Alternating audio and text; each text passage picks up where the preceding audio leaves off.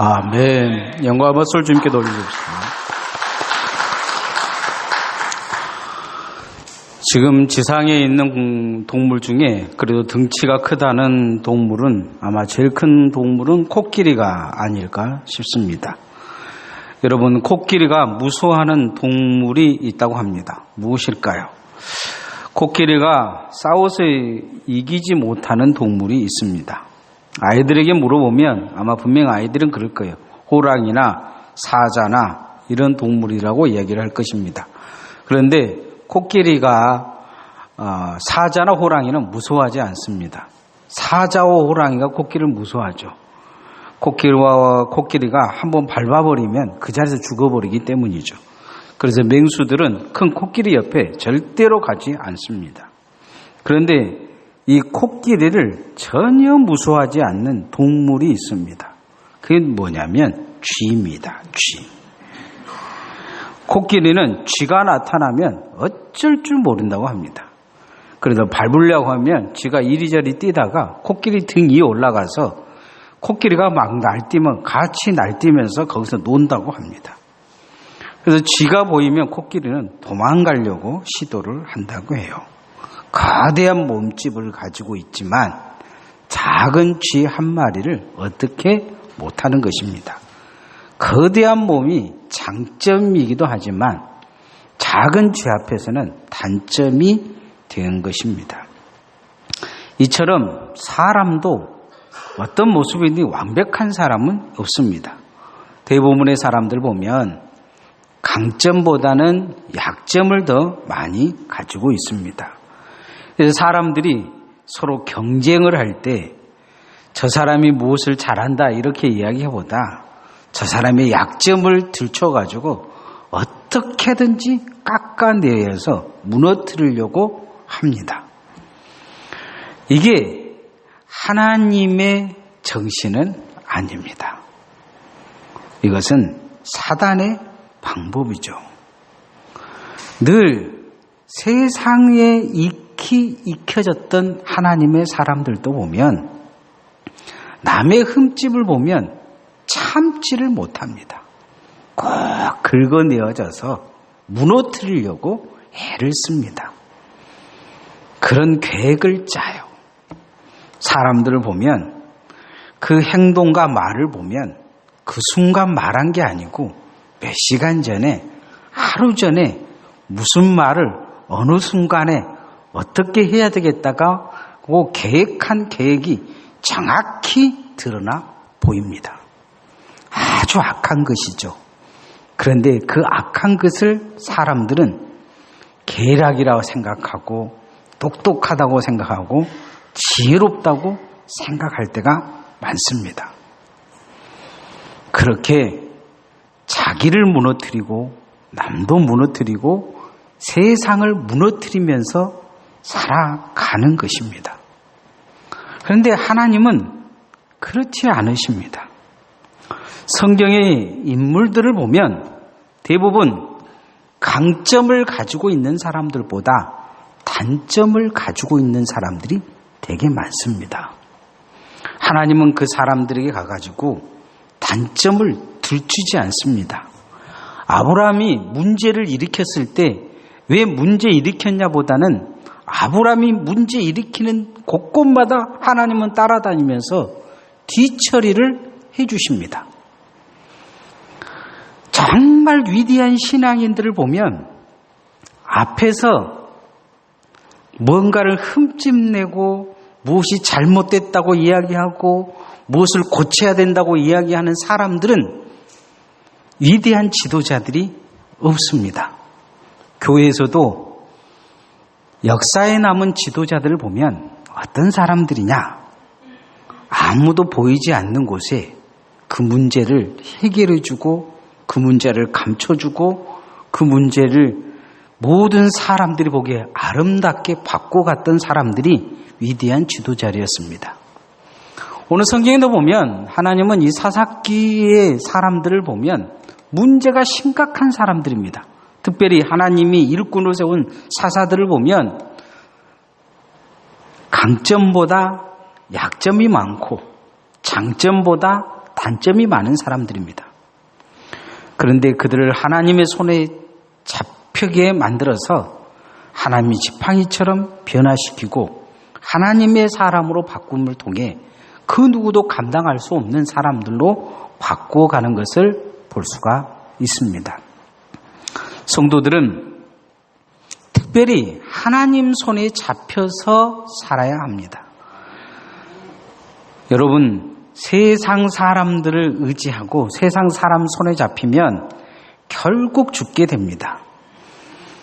누군가 여러분 옆에 사람 보고 나 믿으라 하면 그 사람이 제일 위험한 사람이에요. 그러나 우리가 전적으로 믿고 의지하며 잡혀야 될 분이 누구냐? 하나님인 줄 믿습니다. 따라합시다. 하나님 손에 잡힙시다. 하나님 손에 잡히면 사람 손에 잡힌 것과 다릅니다. 사람은 어떻게든지 공격하고 죽이려는 생각밖에 가지고 있지 않습니다. 심지어 부모가 자식을 봐도 그 습성을 못 버릴 때가 있습니다. 그런데 하나님은 그렇지 않으십니다.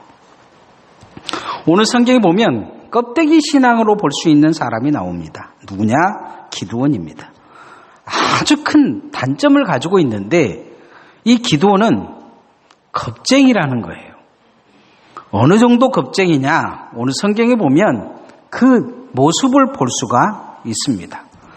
당시 기드온이 살던 시대는 미디안이라는 나라의 지배를 받았어요. 미디안이라는 나라가 전쟁 때를 아무 때나 일으키는 게 아니고 봄에 곡식을 뿌린다든지 이럴 때는 가만히 놔뒀다가 추수를 마치고 나면 쳐들어오는 거예요. 추수 딱 끝나면 다 걷어가는 거죠. 가만히 농사 지을 때까지 놔둬요. 뭐든지 열심히 하라고 놔뒀다가 딱 거두는 그 순간 와서 싹 거두가 버립니다. 그러니까 추수 때 거두가는 걸 아는 이 기드온이 이 포도주 틀에 포도주를 쥐어짜는 그 틀 속에 이 등치 큰 기드온이 딱 들어가가지고 밀 이삭을 가져다가 손으로 이렇게 까작까작 떼고 있는 거예요.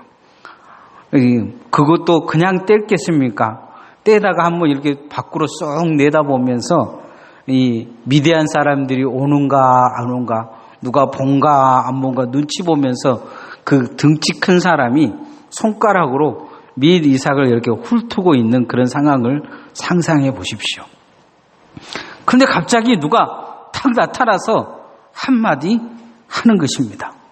가만히 보니까 그는 하나님의 사자였습니다. 6장 12절 말씀 한번 같이 읽어보십시다. 시작. 여호와의 사자가 기드온에게 나타나 이르되 큰 용사여 여호와께서 너와 함께 계시도마 하매. 오늘 성경에 보면 여호와의 사자가 나타나서 큰 용사여 이렇게 이야기를 합니다. 이 겁쟁이가 이 포도주에 딱 들어가서 밀을 이렇게 떨고 있는데 이렇게 쑥 째다보면서 큰 용사여 이렇게 이야기해요. 사람 같으면 그렇게 이야기했겠습니까? 크게 온 동네 소문나게 야야 이 겁쟁이 봐라 이 포도주 틀에 들어가서 그 큰 등치를 가지고 이 손가락으로 까작까작 이 밀 이삭이나 훑고 있다면서 이 겁쟁아 그렇게 이야기할 것입니다.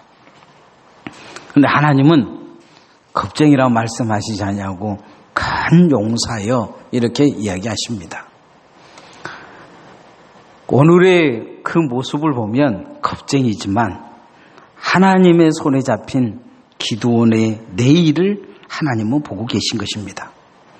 오늘은 겁쟁이지만 네가 하나님의 손에 잡히면 큰 용사가 될 것이다. 하나님은 그렇게 말씀하고 있는 것이죠.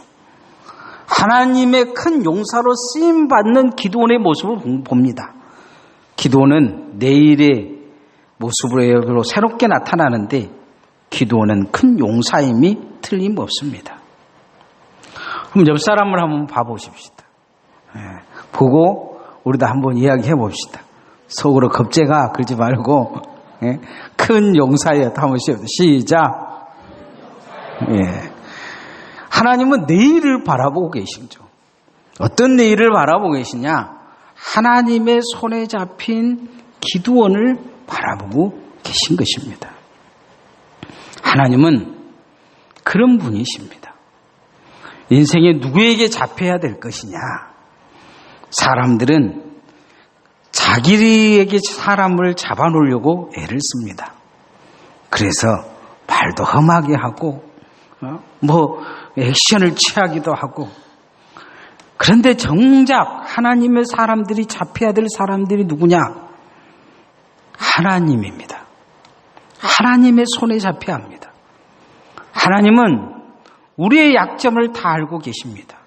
우리의 부족함을 알고 계십니다. 우리의 연약함도 알고 계십니다. 그러나 하나님의 손에 잡히면 그 누구도 감당할 수 없는 사람이 될 줄 믿습니다.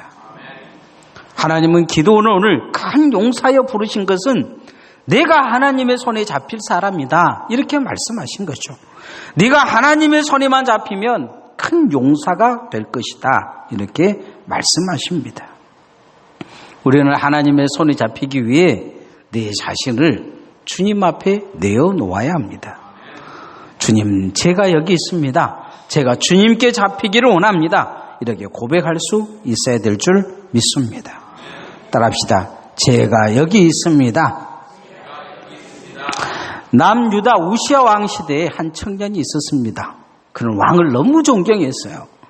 이 우시아가 얼마나 열심히 하나님 앞에 예배도 드리고 기도도 열심히 하고 우상을 타파하고 그랬는지 하나님의 마음에 딱 들었습니다. 그래서 우시아가 기도만 하면 기적과 같은 일들이 일어났다고 해요.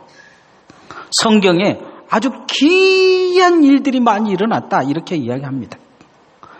이 청년은 이 우시아 왕을 보면서 다윗 왕의 시대가 다시 올 것이다, 다윗도 저런 일이 없었다, 이렇게 생각했던 것 같아요.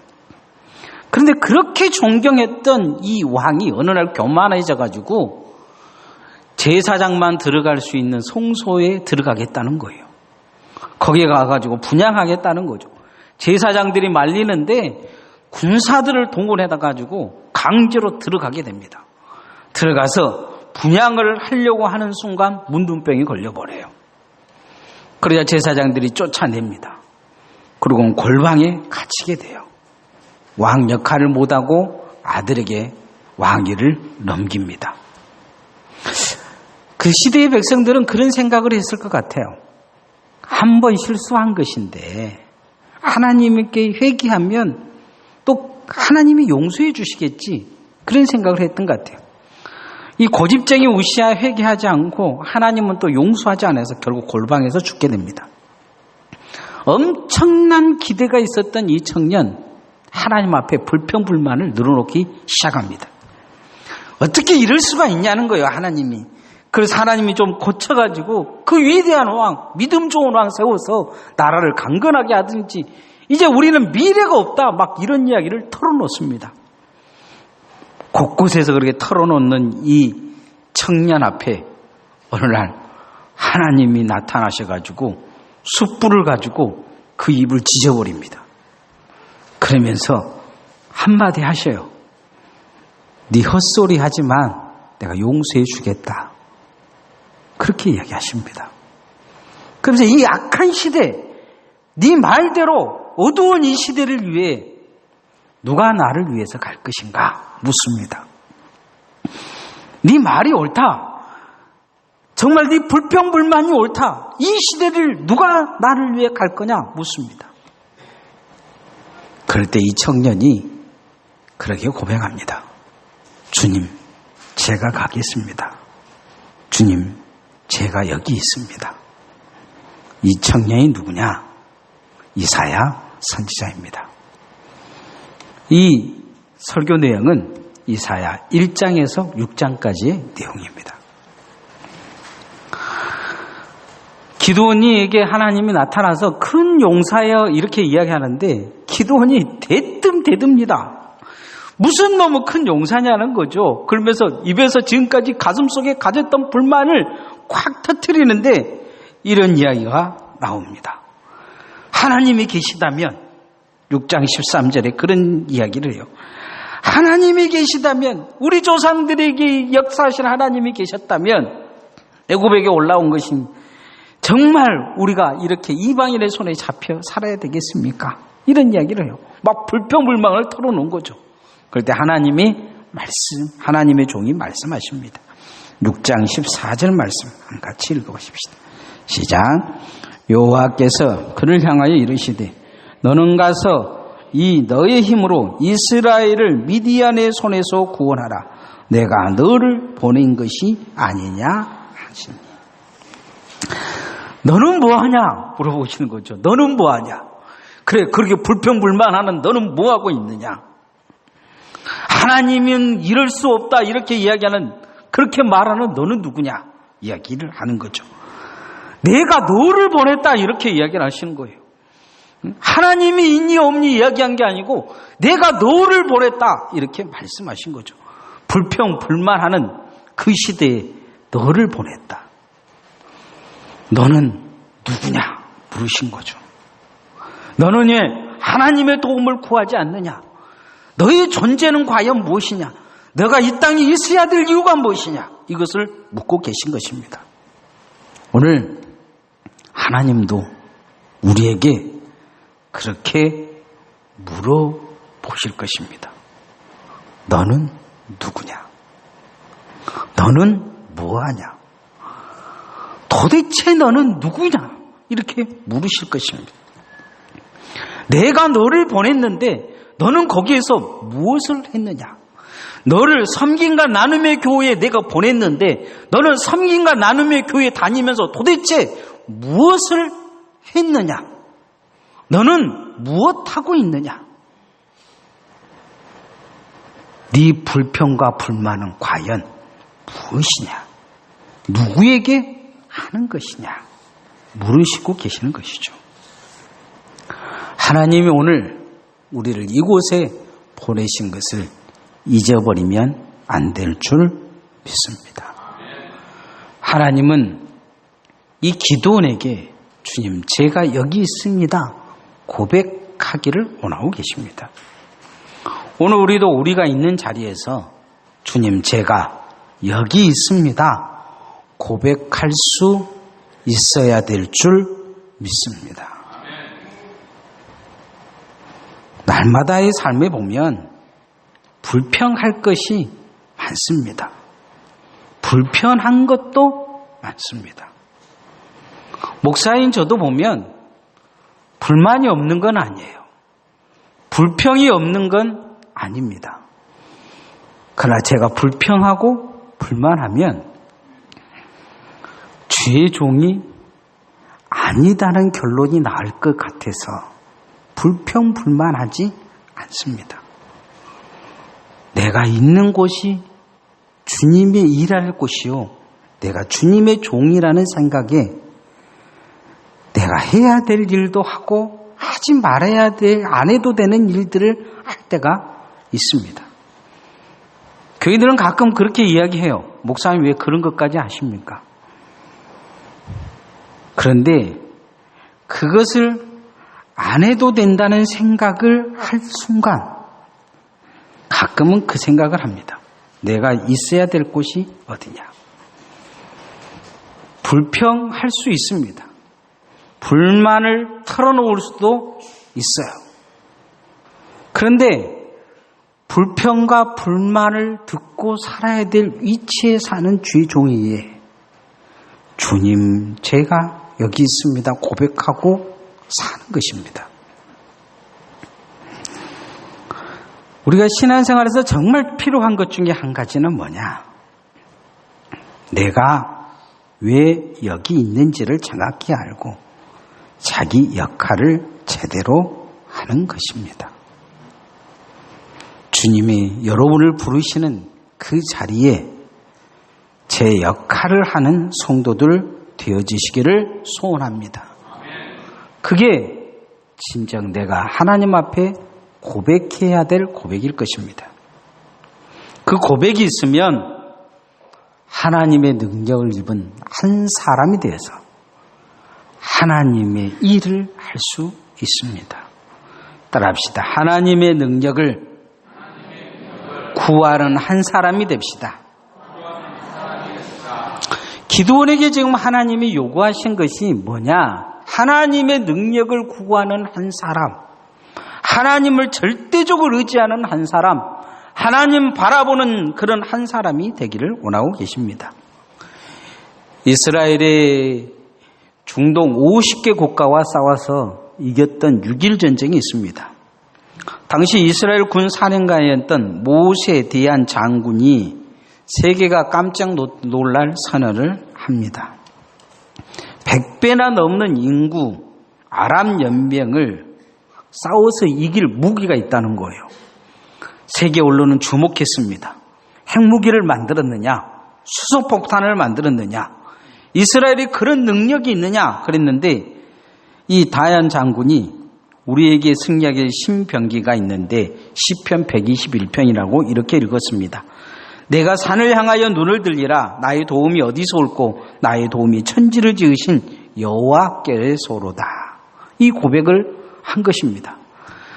이 이야기를 들은 기자들이 전 세계에 이 타전을 했는데 아랍 국가들이 비웃었습니다. 심지어는 기독교를 믿는 모든 사람들이 비웃기 시작했어요. 그런데 전쟁이 6일 끝나고 나니까 기적 같은 이야기들이 들려오기 시작합니다.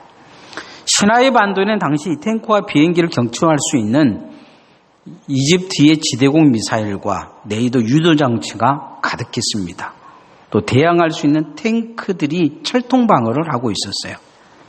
그런데 그날 무슨 일인지를 정확히 모르는데 이집트 군들이 갑자기 전쟁에서 질 거라는 두려움이 있어서 장군들이 철수 명령을 내려서 이 모든 것을 버리고 철수해 버린 것입니다.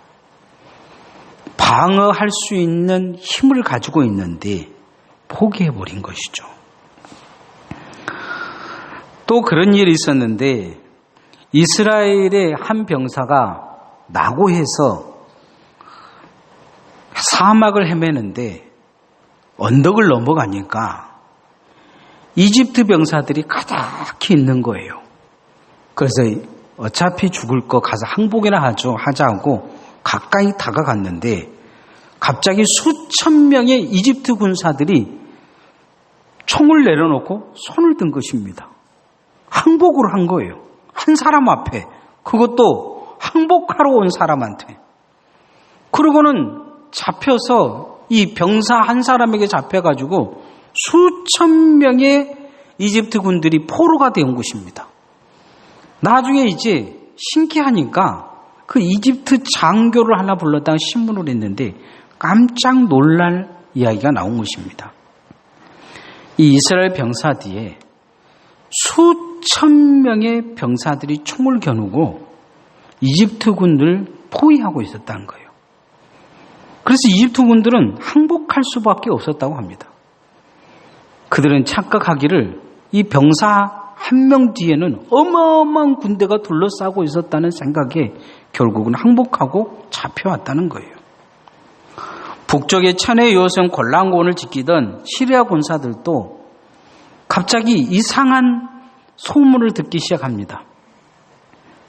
이미 이곳은 점령당했다. 그리고 이곳에 있으면 모두 다 몰살당한다. 지금 떠나야 한다 하고 갑자기 떠난 거죠. 지하의 철통 방어를 자랑했던 이 골란고원이 갑자기 이 시리아 군들이 떠남을 통해 이스라엘 군이 여기를 점령하게 됩니다.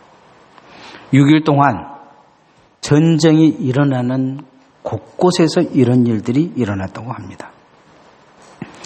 이 읽고 나서 이스라엘 군사들은 무슨 생각을 했냐면 우리의 믿음에 우리의 기도에 하나님이 도와주셨다. 이렇게 고백하였다고 합니다. 오늘 하나님은 기드온에게 이 믿음을 요구하고 계십니다. 너 한 사람이면 네가 제대로 믿기만 하면, 너 한 사람의 믿음이면 충분하다 말씀하십니다. 6장 16절 말씀 한번 같이 읽어보십시다. 시작. 여호와께서 그에게 이르시되 내가 반드시 너와 함께 하리니 내가 미디안 사람 치기를 한 사람 치듯 하리라 하시니라. 한 사람 치듯 할 것이다. 기도원도 한 사람이면 충분하다 이렇게 이야기를 합니다. 포도주 틀에서 나오라, 믿음으로 살아. 내 한 사람이면 충분하다. 너가 믿음으로 산다면 이 이스라엘을 구원할 수 있을 것이다 이렇게 말씀합니다. 하나님이 있니 없니 되니 안 되니 불평불만하지 말고 주님의 도우심을 구하고 주님의 도와주실 것을 믿고 주님 앞에 나오라 요구하십니다. 하나님의 능력을 구하라 요구하십니다. 오늘도 하나님 앞에 믿음으로 서시기를 소원합니다. 늘 우리는 하나님 앞에 오면 믿음을 구해야 합니다. 주님, 제가 믿음이 없습니다.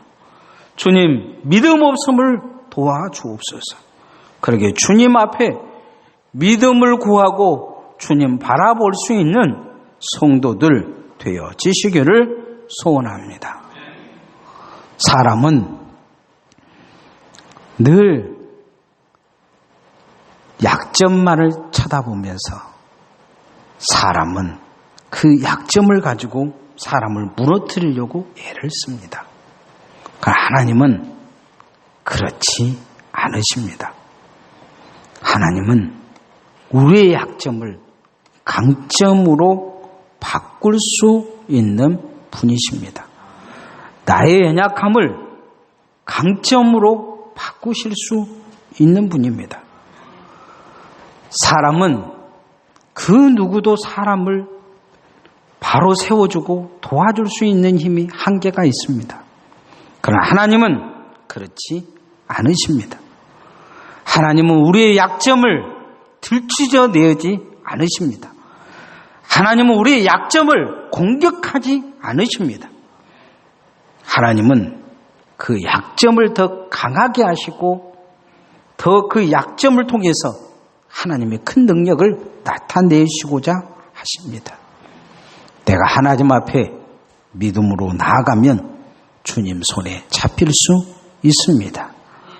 오늘 우리는 약한 하나님의 사람으로 오늘 이 자리에 있습니다. 내가 이 자리에 있음을 고백하고 주님 손에 붙잡히는 주님의 종들 되어지시기를 소원합니다. 오늘 내가 하나님의 손에 잡히기 위해 하나님께 내 자신을 내어놓으면 하나님의 능력이 여러분에게 입혀질 줄 믿습니다. 그렇게 하나님을 구하고 이 땅에서 뭔가 어렵고 힘든 과정 속에서 불평과 불만을 늘어놓기보다 그 시간에 하나님을 더 의지하고 그 목소리로 하나님께 부르짖어서 하나님의 능력을 힘입어 넉넉히 이겨가는 믿음으로 승리하는 주님의 종들 되어지시기를 소원합니다. 찬양하십시다.